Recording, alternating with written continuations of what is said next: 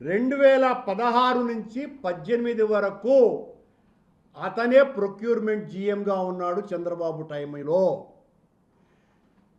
మరో నిందితుడిగా పేర్కొన్నటువంటి జగదీష్ కూడా 18వ సంవత్సరం నుంచి 21 వరకు, అంటే చంద్రబాబు గారి సమయంలోనే ఆయన ప్రొక్యూర్మెంట్ జీఎంగానే ఉన్నాడు.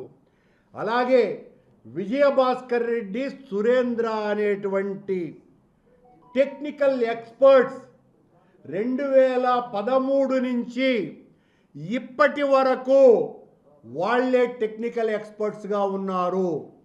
ఈరోజు వాళ్ళు దోషులు అని సిబిఐ తేల్చింది.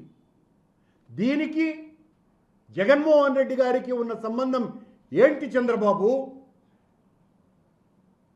యజ్ఞం చేస్తున్నటువంటి వ్యక్తి జగన్మోహన్ రెడ్డి గారు, అందులో రక్తం పోసేటువంటి వ్యక్తులు చంద్రబాబు నాయుడు, పవన్ కళ్యాణ్ గారు.